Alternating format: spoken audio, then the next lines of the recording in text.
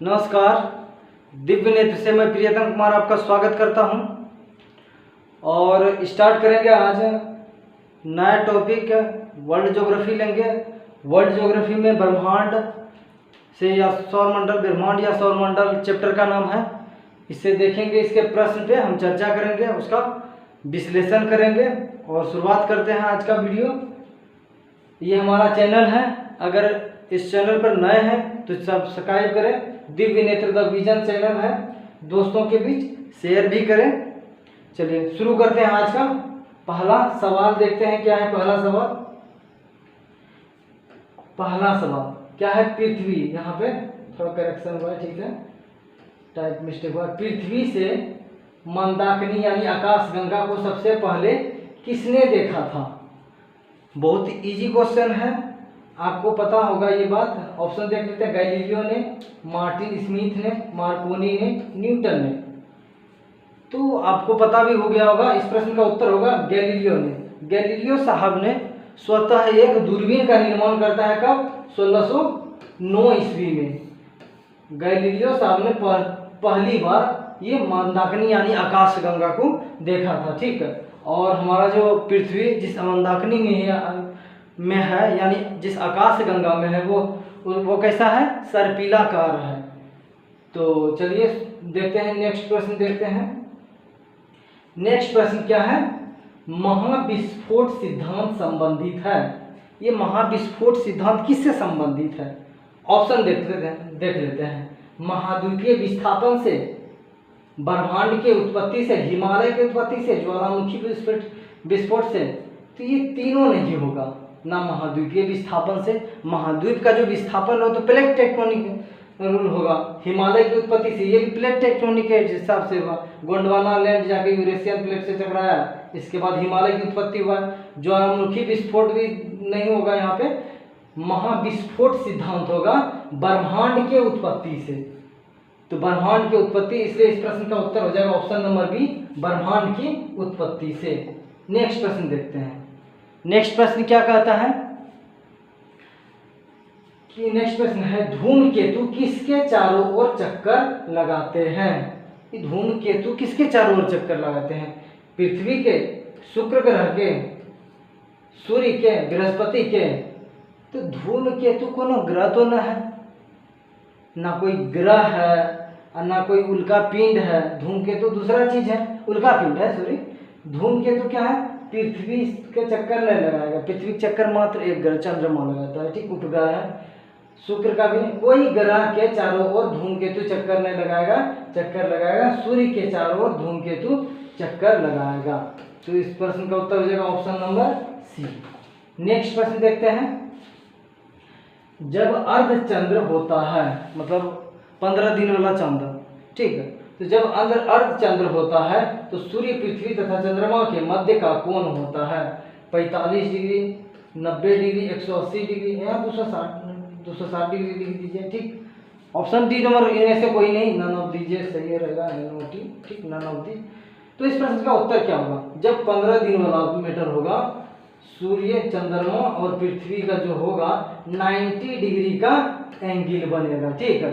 तो इस प्रश्न का उत्तर हो जाएगा 15 दिन वाला में अर्धचंद्र में 90 डिग्री होगा, ठीक है।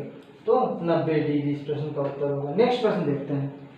काफ़ी आसान सा सवाल है और लेकिन इम्पोर्टेंट है। ब्रह्मांड से अगर आता है प्रश्न किसी एग्जाम में तो ये सब प्रश्न आने लायक है, ठीक है।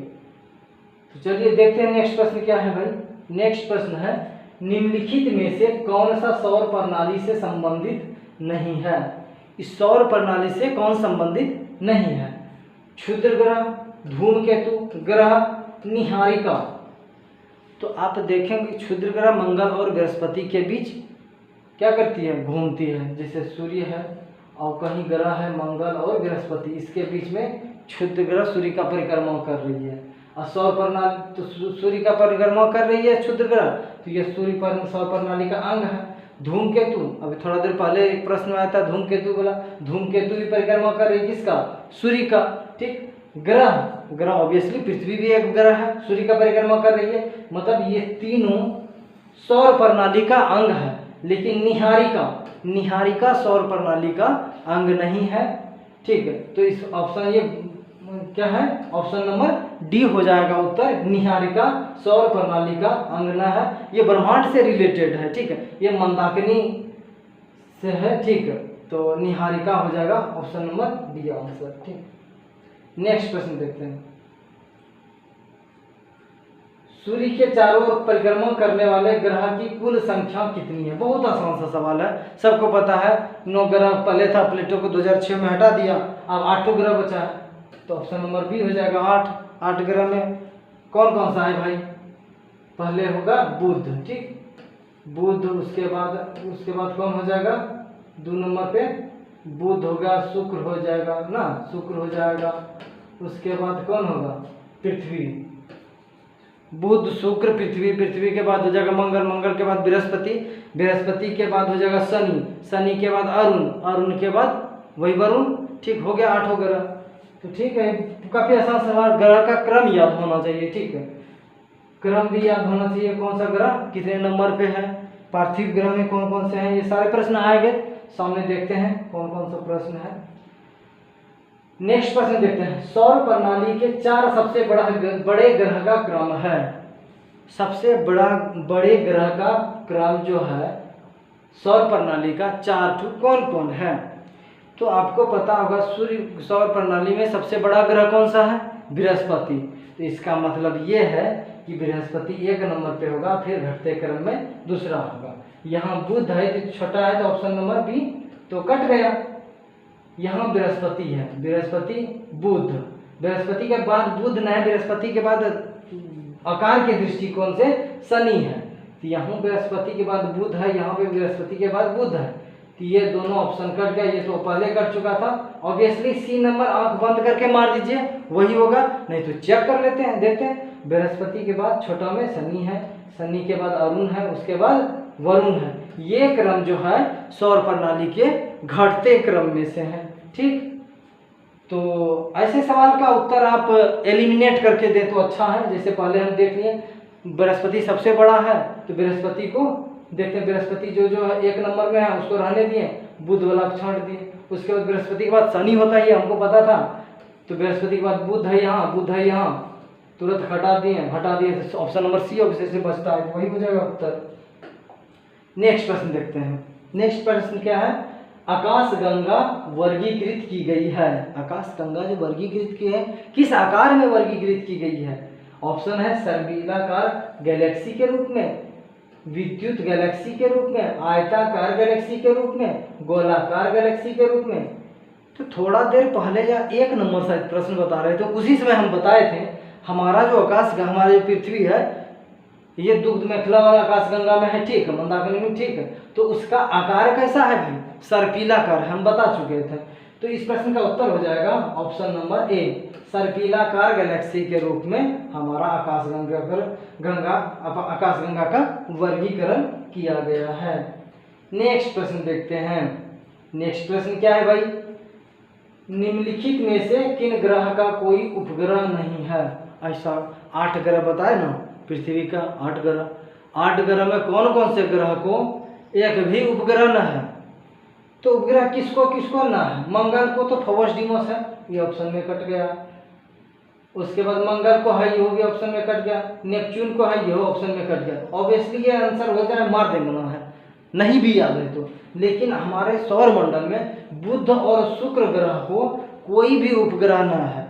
तो आप ये सोचिएगा, इस सूर्य है, सूर्य से दूरी के बाद पहला ग्रह बुध होता है, और बुध के बाद शुक्र, उसके बाद पृथ्वी, यही बात है, यही क्रम है जी। सूर्य, ठीक, सूर्य होगा, उसके बाद कौन जगह होगा? बुध हो जाएगा, बुध के बाद शुक्र हो जाएगा, शुक्र हो जाएगा, उसके बाद क्या है? पृथ्वी, हमारा अर्थ। ठीक, तो यही क्रम है। तो पहले 2 ग्रह, पहले सूर्य के बाद पहला दोनों ग्रह के पास कोई उपग्रह न है, तो बुध और शुक्र के पास कोई भी उपग्रह नहीं है। चलिए नेक्स्ट प्रश्न देखते हैं, ऑप्शन नंबर बी हो जाएगा आंसर। नेक्स्ट प्रश्न देखते हैं। निम्नलिखित में से कौन सा बृहस्पति का उपग्रह नहीं है? ऑप्शन है यूरोपा, गैनीमीड, कैलिस्टो, डीमोस। ठीक है, तो आपको पता है यहाँ पे क्या, एक भी आंसर पता नहीं था सर, कौन ग्रह कौन किसका है, बृहस्पति का कौन नाम है, कैसे याद होगा, कैसे बना पाएंगे ये सवाल। तो सब ग्रह बृहस्पति का उतना उतना ग्रह है, कैसे रटेंगे। तो कोई ज़रूरत ना है, आपको छोटा मोटा जिसका 2-3 ग्रह है, जैसे पृथ्वी का चंद्रमा है, मंगल का है फोबोस और डीमोस, तो यही तो ऑप्शन आ गया डीमोस, जब फोबोस और डीमोस, फोबोस, ठीक यही ना, फोबोस और डीमोस मंगल का ग्रह है, और यहाँ बृहस्पति का कौन ना है, तो डेमोसन ना होगा, यही ना बात है जी। तो डीमोस नहीं होगा, डीमोस किसका है, बृहस्पति का है, तो ऑब्वियसली यूरोपा, गैनीमेड और कैलिस्टो ये बृहस्पति का उपग्रह है।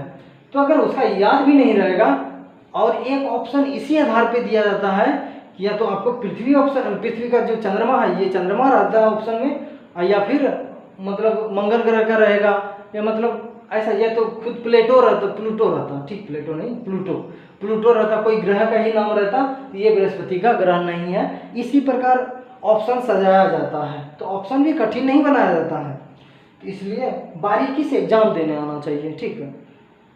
अगर आपको एक बात और बता देते हैं यहाँ से, ठीक है, अगर ये पीडीएफ आप चाहते हैं, ठीक है, तो हमारा टेलीग्राम पे आप यहाँ वहाँ से पीडीएफ ले सकते हैं, करेंट अफेयर का भी पीडीएफ मिलेगा, ठीक, सारे एग्जाम से संबंधित जितना भी बात यहाँ से बोर्ड के माध्यम से दिया जाएगा, ठीक, लाइव क्लास में या फिर रिकॉर्डेड क्लास में दिया जाएगा। अभी तो लाइव नहीं आ रहे हैं कोई क्लास में, लाइव मेरा सिस्टम हो चुका है, तो आप सारे क्लास का पीडीएफ या फिर ज़्यादा जानकारी चाहते हैं तो टेलीग्राम से जुड़ सकते हैं, ठीक है।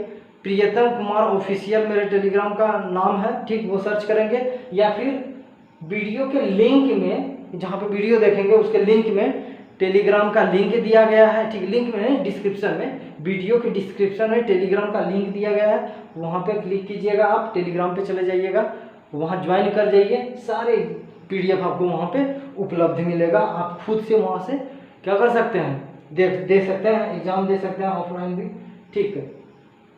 तो ये बात है। और एक बात बता देते हैं, हम पॉलिटी का टोटल पूरा पॉलिटी करवा चुके हैं ऑब्जेक्टिव, उसके बाद भारतीय भूगोल भी पूरा ऑब्जेक्टिव करवा चुके हैं, तो आप वहाँ पे भी दे सकते हैं, प्लेलिस्ट में सारा वीडियो उपलब्ध है, आप जाइए प्लेलिस्ट में देख सकते हैं, ठीक है। चलते हैं नेक्स्ट प्रश्न देखते हैं। नेक्स्ट प्रश्न है, केपलर के ग्रह, एक सेकेंड भाई, केपलर के ग्रह की गति का नियम बताता है कि आवर्तकाल अवधि का वर्ग के बराबर होता है, मतलब अवधि के वर्ग के कितना बराबर होता है, वर्ग डाइस के बराबर होता है। केपलर साहब ने ग्रह का 3 नियम दिया था और तीनों इंपोर्टेंट है। केपलर साहब का प्रथम नियम, केपलर साहब का द्वितीय नियम, केपलर साहब का तृतीय नियम। जैसे न्यूटन साहब ने 3 नियम दिया था गति का, ठीक है, वहां तो केपलर साहब ने ग्रह के गति का 3 नियम दिया था, ठीक है, दोनों गति एक नियम है, लेकिन वो नॉर्मल गति का नियम है न्यूटन साहब बोला, केपलर साहब बोला ग्रह का गति नियम।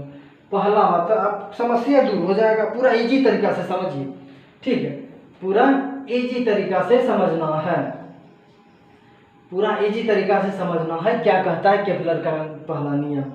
केपलर का पहला नियम कहता है कि सूर्य के चारों तरफ जो भी ग्रह घूम रहे हैं, ठीक है, सूर्य है, सूर्य के चारों तरफ उसमें जो भी ग्रह तो ठीक है, लेकिन उस समय केपलर साहब सिर्फ पृथ्वी के बारे में बताते हैं कि सूर्य के चारों ओर जो पृथ्वी घूम रही है, ठीक, ये दीर्घवृत्ताकार कक्ष में घूम रही है। सर दीर्घवृत्ताकार नहीं समझे, दीर्घवृत्ताकार ऐसे इसे कहते हैं कि मान लीजिए इसका त्रिज्या कुछ और हो सकता है, यहाँ का त्रिज्या कुछ और हो सकता है, मतलब समान त्रिज्या नहीं रहेगा और ये बहुत बड़ा आकार में, बहुत बड़ा रेडियस में घूमेगा और आकार घूमने के क्रम में आकार अपना मतलब रेडियस चेंज होते जाएगा।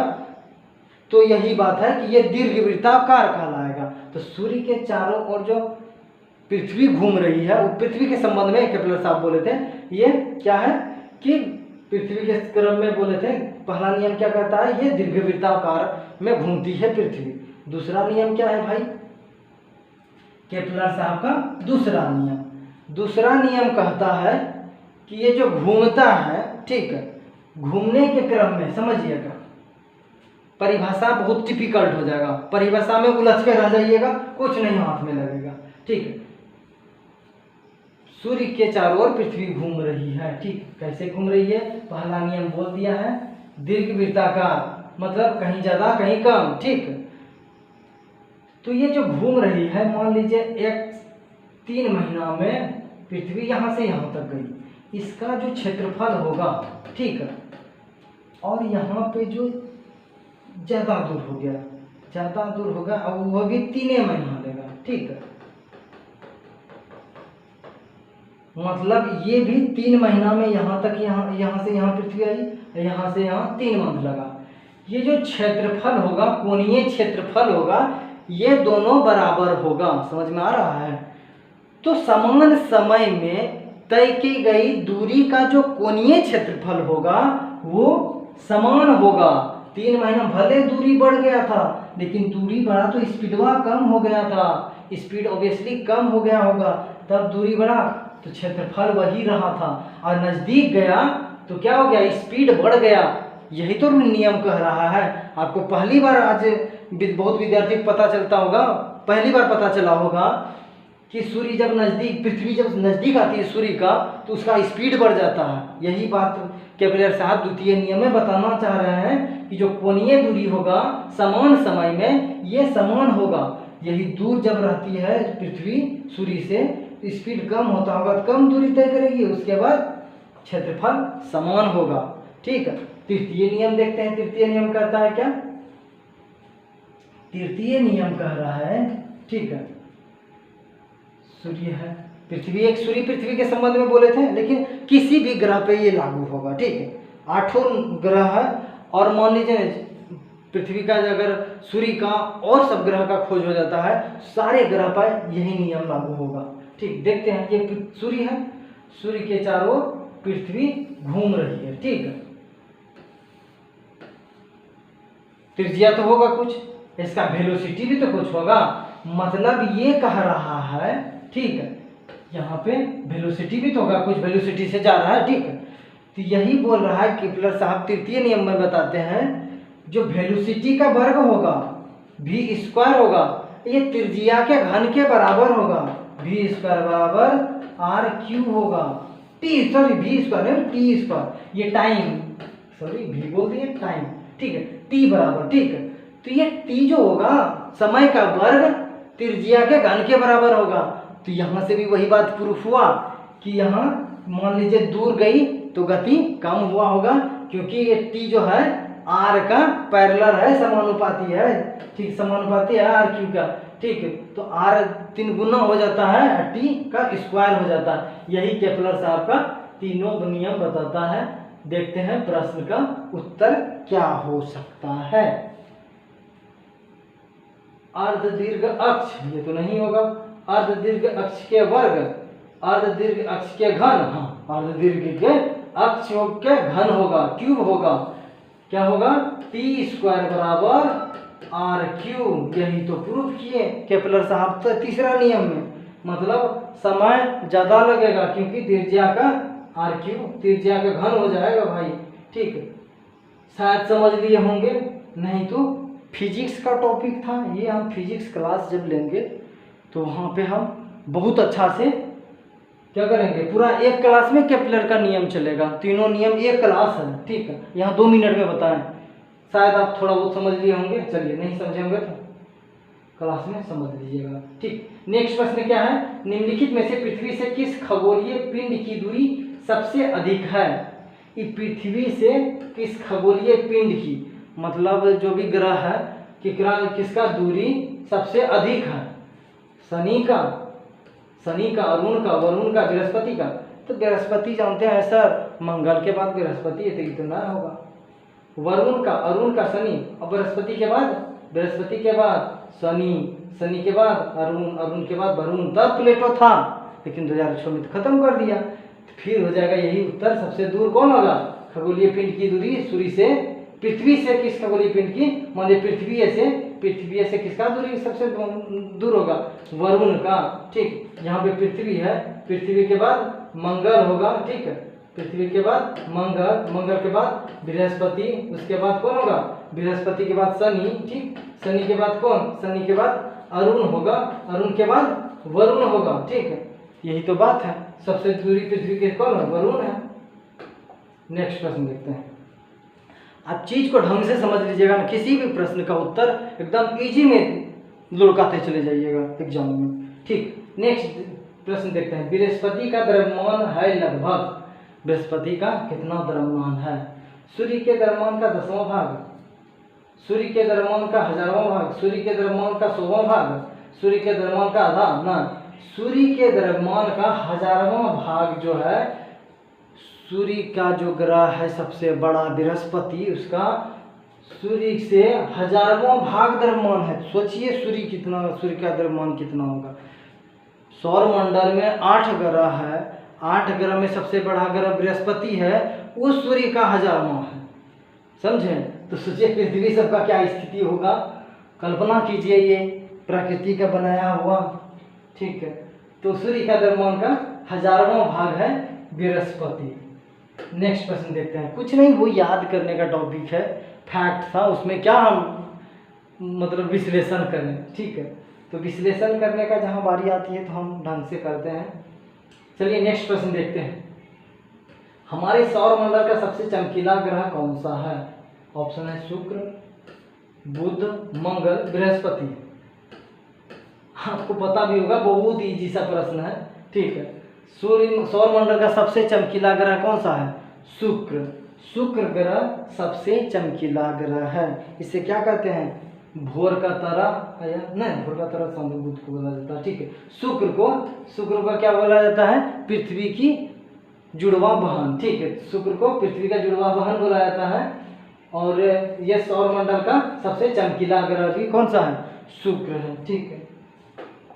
कभी कभी बात निकल जाता है मिस्टेक से दूसरे प्रश्न का उत्तर, तो आप लोग काबिलियत पे उंगली मत उठाइएगा, ठीक है। चलिए नेक्स्ट प्रश्न देखते हैं। एक निश्चित आकृति में व्यवस्थित तारों का समूह कहलाता है। ये कभी कभी आप कल्पना किए हैं, रात में छत पे कभी सोए होंगे, देखते होंगे 3 तारा एक ही सीधा में है, कहीं कहीं 7 तारा ऐसे करके एक सीधा में है, इस तरह दिखेगा। ये तारों का समूह है सर, ठीक। तो इस तारों का समूह जो भी है, और पूरा कहीं कहीं किसी प्रकार का समूह है, आपको दिखेगा, ये दिखता है। ऐसे तो आप नोटिस कीजिएगा तब, मतलब दिखता ना है, ऐसे ये सब तो दिखता ही है, अब छत पे देखेंगे तो, ठीक है।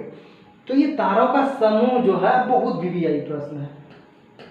अगर ब्रह्मांड से कहीं से प्रश्न आ रहा है तो यहीं से आएगा, या तो प्रकाश वर्ष से आएगा। तो प्रकाश वर्ष तो दूरी का मात्रा के वो फिजिक्स का टॉपिक हो जाता है, लेकिन ये प्रश्न अगर सौर मंडल से आएगा तो ये प्रश्न बहुत ज़्यादा इम्पोर्टेंट हो जाता है। ये निश्चित आकृति व्यवस्थित है किसका? तारा का, जो ब्रह्मांड में, उसको क्या कहते हैं? आकाश गंगा, नक्षत्र मंडल, मंडल होगा, मंडल लिखे समझे, मंडल।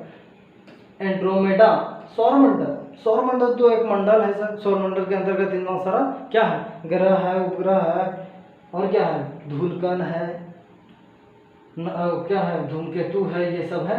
सौर मंडल भी नहीं होगा। तो नक्षत्र मंडल जो है, सूर्य तारा का जो व्यवस्थित क्रम है, तारों के व्यवस्थित क्रम को क्या कहते हैं? नक्षत्र मंडल बोला जाता है। शायद किसी को पहली बार पता चला होगा आज, तारों के समूह को क्या कहा जाता है? नक्षत्र मंडल कहा जाता है। तो इस प्रश्न का उत्तर हो जाएगा ऑप्शन नंबर बी, नक्षत्र मंडल। नेक्स्ट प्रश्न देखते हैं। पृथ्वी के सबसे निकट कौन सा तारा स्थित है? पृथ्वी के निकट तारा पूछ रहा है, तो तारा का क्राइटेरिया क्या है? जिसका अपना प्रकाश हो। तो सूर्य का अपना प्रकाश है ना, तो सूर्य सबसे पृथ्वी का निकटतम तारा है, उसके बाद कौन तारा होगा, ठीक। अल्फा सेंचुरी नहीं, ध्रुव नहीं, पृथ्वी के सबसे नजदीक में सूर्य ही नजदीकी तारा है, क्योंकि सूर्य भी अपना खुद का प्रकाश है, तो सूर्य भी एक प्रकार का तारा है, तो उसका नाम रख दिया हम लोग सूर्य, ठीक। लेकिन वो क्या है? स्टार है, तारा है वो सूर्य, ठीक है। तो पृथ्वी सबसे निकटतम तारा कौन है? सूर्य, ठीक है। नेक्स्ट प्रश्न देखते हैं। नेक्स्ट प्रश्न क्या है? सौर मंडल में किस ग्रह की पृथ्वी से सबसे अधिक समानता है? मतलब समानता पृथ्वी से, पृथ्वी का नहीं होता है हमरूप, हमशक्ल कौन है भाई? बुध, मंगल, शुक्र, प्लेटो। तो पृथ्वी का जो हमशक्ल है शुक्र है। घनत्व में देखिएगा, उसके बाद इसका क्या है घनत्व, हाँ घनत्व में देखिएगा या किसी आकार में देखिएगा, ये लगभग शुक्र क्या है पृथ्वी के लगभग बराबर है, इसलिए पृथ्वी का सबसे अधिक समानता शुक्र रखता है। ठीक, लेकिन मंगल झुका हुआ है अपने अक्ष पे 24 डिग्री, इसका दूसरा है। लेकिन मंगल क्या है पृथ्वी से बहुत छोटा है, बहुत छोटा नहीं, पृथ्वी से छोटा है, शुक्र से भी छोटा है। ठीक, नेक्स्ट प्रश्न देखते हैं। सौरमंडल का सर्वाधिक गर्म ग्रह है? गर्म ग्रह कौन होगा? जो सूर्य से सबसे नजदीक होगा। सब सूर्य से नजदीक कौन कौन ग्रह है? बुध है, शुक्र है, उसके बाद पृथ्वी है। पृथ्वी कितना गर्म है तो आप देखिए रहे, बुध और शुक्र पे चलते हैं। बुध सबसे गर्म होता, बुध नहीं है, यहाँ शुक्र आंसर होगा। लेकिन आप समझिए बारीकी को, प्रश्न के बारीकी को, बुध सबसे गर्म ग्रह होता, लेकिन बुध क्या है, बुध सब सूर्य के नजदीक है इसलिए गर्म ग्रह होता, लेकिन कहाँ पे, यहाँ पे वायुमंडल थोड़ा सा भी नहीं है। सूर्य का प्रकाश आया और उतनी ही स्पीड से क्या हुआ, वहाँ से तापमान क्या हो जाएगा, खत्म हो जाएगा। लघु तरंग आएगा, दीर्घ तरंग खत्म हो जाएगा। ठीक है, तो इसलिए आप देखेंगे कि तापांतर जो होता है दिन रात का, यहाँ दिन का तापमान बहुत ज़्यादा हो जाता है, पिघलने लगता है जमीन, रात को वही बर्फ बन जाता है, इतना अंतर हो जाता है। ठीक, माइनस और प्लस का लफड़ा है यहाँ बुध का। ठीक है, और शुक्र में क्या है, शुक्र का थोड़ा वायुमंडल है। ठीक है, वायुमंडल पृथ्वी की तरह ना, शुक्र पे क्या होता है थोड़ा देर रुक जाता है। और क्या, शुक्र पे कार्बन डाइऑक्साइड है, शुक्र पे कार्बन डाइऑक्साइड की प्रचुर मात्रा है। और कार्बन डाइऑक्साइड पृथ्वी पे क्या धमाल मचा के रखा है, ग्लोबल वार्मिंग करके रखा है, दीर्घ तरंग को जाने नहीं देता है। तो ये क्या करके रखेगा, शुक्र को गर्म कर देगा। इसलिए सौरमंडल का सबसे गर्म ग्रह जो है शुक्र है। ठीक है, तो इस प्रश्न का उत्तर हो जाएगा ऑप्शन नंबर बी, शुक्र। ठीक है, शुक्र। एक सेकेंड, नेक्स्ट प्रश्न देखते हैं। अरुण ग्रह की खोज किसने की थी? सर आइजैक न्यूटन ने, विलियम हेनरी ने, विलियम हर्शल ने, टेलबोट ने। तो अरुण ग्रह की खोज की थी विलियम हर्शल ने। क्या नाम है? Option number C, William Herschel. ये याद होना चाहिए। कैसे याद होना चाहिए? बस याद कर लेना चाहिए, ये फैक्ट है। इस पर कुछ हम नहीं बता सकते हैं, कोई ट्रिक भी नहीं बता सकते हैं। क्या ट्रिक होगा भाई? न्यूटन साहब नहीं होगा ऑप्शन, ऑप्शन से छांट सकते हैं। न्यूटन साहब तो फिजिक्स से संबंधित है, वो गति का नियम दिए थे। ठीक, विलियम हेनरी है, मतलब आपको रटना भी पड़ेगा ये सब। ठीक है, विलियम हर्शल होगा। 19 नंबर प्रश्न है। ठीक है, अरुण ग्रह का खोज विलियम हर्शल ने किया था। कब किया था? 1781 ईस्वी में। क्या है? 1781 ईस्वी में। याद होना चाहिए। ठीक है, इतना भी इम्पोर्टेंट प्रश्न भी नहीं है। ठीक है, लेकिन अगर पूछ देता है तो आपको याद होना चाहिए। ठीक है, ऑप्शन नंबर सी। नेक्स्ट प्रश्न देखते हैं। सूर्य का पृष्ठीय तापमान लगभग है। पृष्ठीय तापमान होता है और केंद्र का तापमान होता है, द्वि तापमान है जी। तो सूर्य का पृष्ठीय तापमान लगभग कितना होता है? 2000 degree Celsius, 12000 degree Celsius, 18000 degree Celsius, 24000 degree Celsius. यहाँ टाइप मिस्टेक हुआ। सूर्य का जो पृष्ठीय तापमान होता है 6 होना चाहिए इस जगह। ठीक है, 6000 डिग्री सेल्सियस होता है। सूर्य का पृष्ठीय तापमान कितना होता है? 6000 डिग्री सेल्सियस। ठीक है, और उसके बाद अगर बोला जाए सूर्य के केंद्र में, इस सूर्य है, सूर्य के केंद्र का तापमान कितना है? 15 मिलियन डिग्री सेल्सियस। कितना? 15 मिलियन डिग्री सेल्सियस सेंटीग्रेड। ठीक, ये है सूर्य के केंद्र का तापमान। ठीक है, तो सूर्य का केंद्र का तापमान और सूर्य के क्या पृष्ठीय तापमान 6000 डिग्री सेल्सियस। ठीक, ये काफी इंपॉर्टेंट प्रश्न है। नेक्स्ट प्रश्न देखते हैं। सूर्य का वाहितम परत को कहते हैं। सूर्य का वाहितम परत को क्या कहते हैं? वर्णमंडल, प्रकाश मंडल, किरीटिया, कोरोना, स्थल मंडल। तो स्थल मंडल तो पृथ्वी वाला समय, प्रकाश मंडल भी नहीं होगा। वर्णमंडल तो वही वर्णों के मंडल को वर्णमंडल बोला जाएगा। ये किरीट होगा, किरीट यानी कोरोना। कोरोना आप देखेंगे ना, आजकल तो कोरोना वायरस जो आया गोल गोल रहेगा ऐसे ऐसे ना, ये सूर्य के किरीटे की तरह जो आकार प्रकार है, इसलिए इसका नाम कोरोना वायरस रखा था। ठीक है, कोरोना वायरस का जो आकार है सूर्य के किरीट की तरह है। ठीक है, बोल दें सबको पता भी होगा, ठीक, तो करेक्ट होगा। ठीक, नेक्स्ट प्रश्न देखते हैं। निम्नलिखित में से किस प्रक्रिया में सूर्य की ऊर्जा निहित है? सूर्य का ऊर्जा किसमें निहित है? सूर्य का जो इतना विपुल 15 मिलियन डिग्री सेल्सियस बताए मास्टर कि केंद्र का तापमान है, पृष्ठीय तापमान 6000 डिग्री सेल्सियस है। काहे भाई इतना है? ताप उत्सर्जन में नहीं, प्रकाश विद्युत का उत्सर्जन में, नाभिकीय संलयन में, नाभिकीय विखंडन, नाभिकीय संलयन अभिक्रिया प्रक्रिया होती है कहाँ? सूर्य के अंदर। ठीक, हाइड्रोजन नाभिक टूट के किसमें बदलता है? 3 हाइड्रोजन नाभिक हीलियम नाभिक का निर्माण करेगा अति उच्च तापमान पे। ठीक, अति उच्च तापमान पे हाइड्रोजन बदलेगा हीलियम में और उसी से विपुल मात्रा में ऊर्जा उत्पन्न होगा, जिसका तापमान देखिए रहे हैं 15 मिलियन डिग्री सेल्सियस है। तो सूर्य का तापमान का, सूर्य कोई भी तारा का भी जो इस नाभिकीय संलयन ही है, सबको पता भी होगा ये सब आपका। नेक्स्ट प्रश्न देखते हैं। निम्नलिखित में से लाल ग्रह किसे कहते हैं? लाल ग्रह शुक्र बुध मंगल बृहस्पति। हंसी आएगा आपको, एक बात बताएंगे पहली बार पता चलेगा। ठीक है, तो लाल ग्रह किसे कहते हैं? शुक्र को कहते हैं। क्यों कहते हैं सर? तो आप मिट्टी वाले चैप्टर में भारतीय भूगोल में पढ़े होंगे। क्या पढ़े थे सर? तो लाल मिट्टी का जो निर्माण हुआ है भारत में, उसमें क्या सर मात्रा है? लाल हो गया, आयरन ऑक्साइड की मात्रा बढ़ गया, तो लाल मिट्टी का कलर कैसा हो गया? लाल मिट्टी है, जगह नाम क्या रख दिए? लाल मिट्टी। ठीक, तो लाल ग्रह का भी जो निर्माण हुआ है ना, वहाँ पे भी आयरन ऑक्साइड की मात्रा बढ़ गई है। ठीक, शुक्र ग्रह पे आयरन ऑक्साइड की मात्रा बढ़ गई है, जिसके कारण शुक्र ग्रह को लाल ग्रह कहते हैं। ठीक, सेम वही बात है, धरती पे जो पृथ्वी पे लाल मिट्टी पाया जाता है ना जी, मिट्टी लाल मिट्टी है, जलोढ़ मिट्टी है, काली मिट्टी है, ज्योग्राफी पढ़ाएंगे तो बताएंगे वहाँ पे। ठीक है, तो वहाँ पे आयरन ऑक्साइड की मात्रा पृथ्वी पर बढ़ गई है। उसके बाद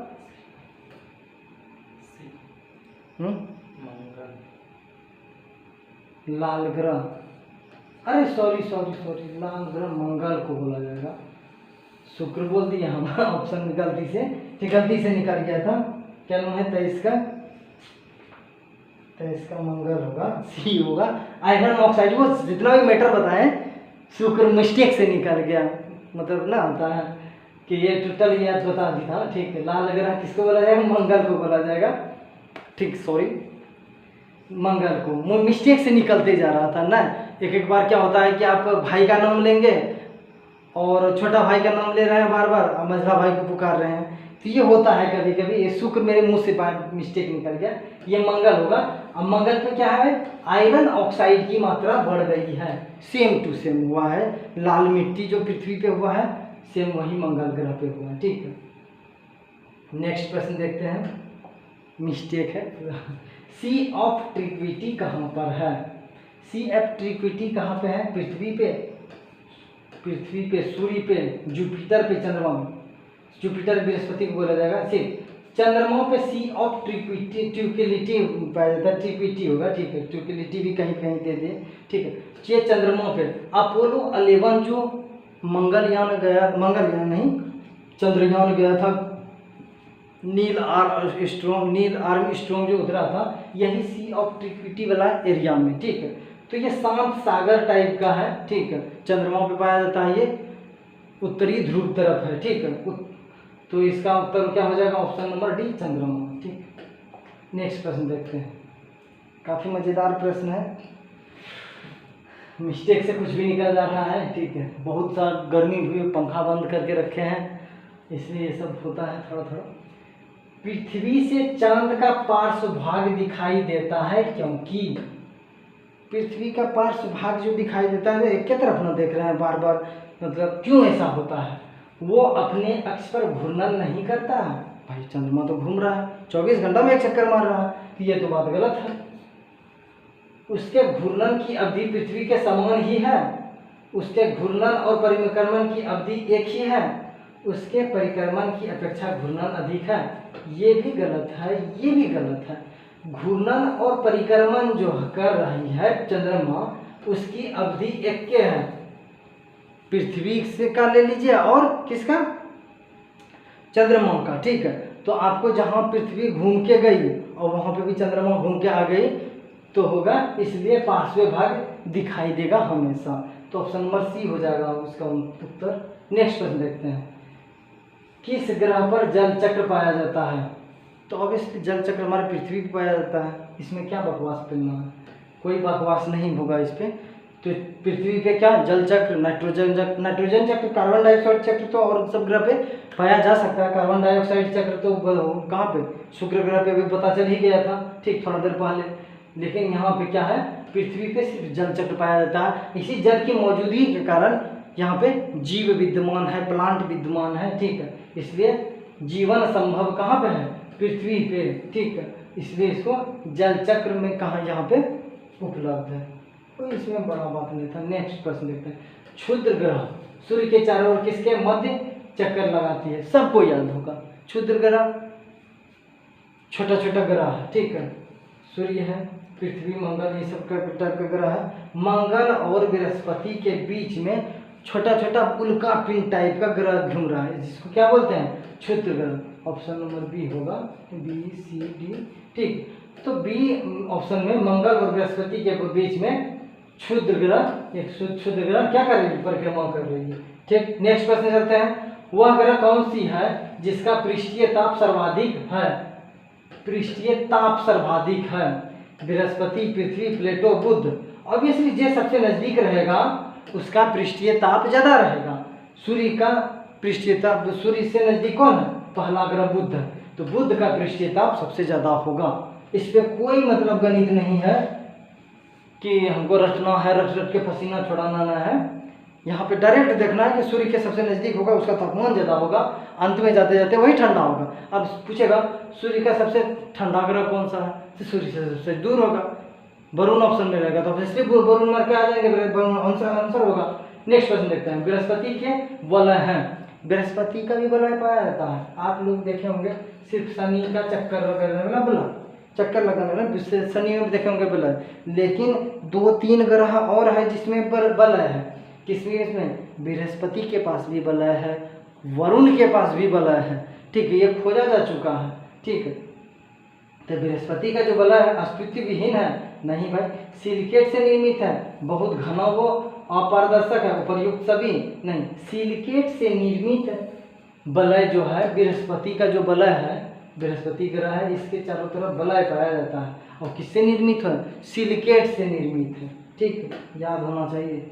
सुपरनोवा क्या है, धूमकेतु, क्षुद्रग्रह, विस्फोटक तारा, ब्लैक होल, विस्फोटक तारा है। सुपरनोवा एक विस्फोटक तारा है, ये तारा का क्या है, तारा का अंतिम समय है, ठीक है, ये तारे का अंतिम समय है सुपरनोवा। ये रेड दानव बन जाएगा, उसके बाद क्या हो जाएगा, विस्फोटक तारा बन जाएगा, और तारा विस्फोट हो जाएगा, सुपरनोवा विस्फोट करता है, ये विस्फोटक तारा है, तारा का अंतिम समय है। चलिए, सारे प्रश्न का उत्तर आप लोग को पता चल गया होगा, ठीक। वीडियो पूरा देखा कीजिए और शेयर किया कीजिए, ठीक है। हो सकता है आपको ये वीडियो से कम काम दिया हो, लेकिन उन लोगों के बीच फैला दीजिए आप जिसके पास शहर आके पढ़ने का रुपया नहीं है या एफर्ट नहीं कर सकता है, तो गांव दराज में आप वीडियो को शेयर कर दीजिए, अपने फेसबुक लिंक पे दिक्कत दे सकते हैं, तो आप वहाँ तक फैला दीजिए। सिर्फ हम ऑब्जेक्टिव नहीं करवाएंगे, ये तो अभी हमको भी समय नहीं मिल रहा था, मेरा भी बहुत सारा एग्जाम था इस समय, ठीक है, तो हमको समय नहीं मिल रहा था। अब सब्जेक्ट लेकर आएंगे हम, टारगेट बैच लाएंगे जीडी के लिए, बिहार एसआई के लिए। मेरा खुद 2 बार बिहार एसआई, दोनों बार हुआ है, फिजिकल में अटक गया हम, ठीक है। तो ऐसा होगा क्या आपको कि सब कुछ यहाँ पे उपलब्ध करवाएंगे, हम अकेले नहीं, मेरे साथ बहुत बड़ा टीम है, और अब फैला दीजिए, समझे। हो सकता है आपको ज़रूरी भले न हो, और लोगों को ज़रूरी है, ज़रूरतमंद तक फैला दीजिए। अगर चाहते हैं कि मेरा ये पंखा बंद करके रात में 12-1 बज रहा होगा, अभी वीडियो शूट कर रहे हैं हम, ठीक है, अभी सब कोई सोया होगा, शायद आप भी सोए होंगे, तो ठीक है, आपको कुछ नहीं करना है, मास्टर का मेहनत बस इतना है कि मेहनत का थोड़ा सा फल देना है, ठीक है। तो कैसे देना है, तो लिंक को कॉपी करना है, आप फेसबुक पे छोड़ सकते हैं, अपने व्हाट्सएप ग्रुप में दीजिए, उसको इसी तरह फैलाइए, लोग को बोलिए दिव्य नेत्र द विजन, ठीक। चैनल का क्या नाम है, सॉरी, एक सेकेंड, पूरा गर्मी इतना है कि स्पेलिंग इधर उधर हो रहा है। दिव्य नेत्र, ठीक, दिव्य नेत्र, यही चैनल का नाम है, सिर्फ दिव्य नेत्र। यूट्यूब पे बोलिए आ जाएगा मेरे चैनल दिव्य नेत्र, ऐसे द विजन भी लास्ट में लगा है। एक सोच है हमारा ये चैनल, ठीक ठीक, दिव्य नेत्र द विजन, सब्सक्राइब करवाइए, ठीक। चलिए मिलते हैं नेक्स्ट वीडियो में, नमस्कार।